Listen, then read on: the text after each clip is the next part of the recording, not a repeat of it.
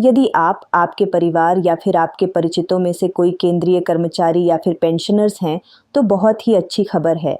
महंगाई भत्ते और महंगाई राहत में बढ़ोतरी के बाद अब देश के 1 करोड़ से ज़्यादा केंद्रीय कर्मचारी और पेंशनर्स की एक बार फिर लॉटरी लगने वाली है। इन लोगों का 8वें वेतन आयोग के तहत सैलरी और पेंशन में बढ़ोतरी का इंतज़ार जल्द खत्म हो सकता है। सब कुछ ठीक रहा तो सरकार की तरफ से 8वां वेतन आयोग लागू करने का ड्राफ्ट 1 जनवरी 2026 तक तैयार हो जाएगा। हालांकि सरकार की तरफ से अभी तक इस बारे में किसी भी तरह की कोई पुष्टि नहीं की गई। दरअसल अपने कर्मचारी और पेंशन को राहत देने के लिए केंद्र सरकार जहां हर 6 महीने पर महंगाई भत्ते और महंगाई राहत की समीक्षा करती है, वहीं हर 10 के अंतराल पर नया वेतन आयोग लागू करती है। फिलहाल देश में 7वां वेतन आयोग लागू है, जिसे साल 2016 में लागू किया गया था। अब नया वेतन आयोग 2026 में लागू होना है, लिहाजा इसके लिए अब करीब 1 से सवा साल का ही समय बचा हुआ है। ऐसे में कर्मचारी और पेंशनर्स संगठनों केंद्र सरकार से नए वेतन आयोग यानी 8वें वेतन आयोग के लिए सिफारिश करनी शुरू कर दी है।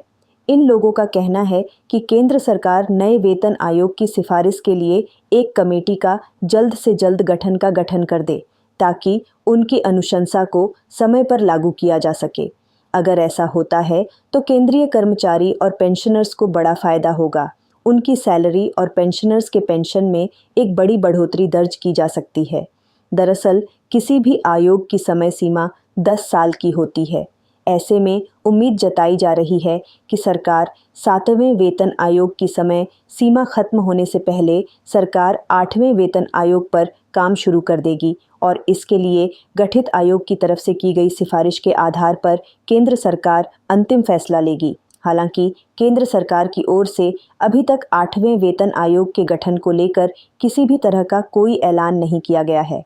एक अनुमान के मुताबिक किसी भी आयोग के गठन के बाद उसे अपनी सिफारिश तैयार करने में अमूमन 12 से 18 महीने तक का समय लगता है। इसमें वेतन आयोग को कर्मचारियों की सैलरी, अन्य वित्तीय भत्ते और उसके लाभ को शामिल करने के साथ साथ देश की आर्थिक स्थिति, महंगाई समेत अन्य कई बातों को भी ध्यान में रखकर आंकलन करना होता है। 8वें वेतन आयोग के गठन की मांगों के बीच केंद्रीय कर्मचारी फिटमेंट फैक्टर में भी एक बड़ी बढ़ोतरी की मांग कर रहे हैं। 7वें वेतन आयोग के तहत सैलरी संशोधन में कर्मचारी यूनियनों ने 3.68 का फिटमेंट फैक्टर की मांग की थी, लेकिन उस समय सरकार ने 2.57 फिटमेंट फैक्टर पर समझौता किया। पेंशन और सैलरी को तय करने के लिए फिटमेंट फैक्टर ज़रूरी होता है। 2.57 फिटमेंट फैक्टर के आधार पर 6ठे वेतन आयोग के न्यूनतम वेतन की तुलना में 7वें वेतन आयोग में यह बढ़कर 18,000 रुपये महीना हो गया।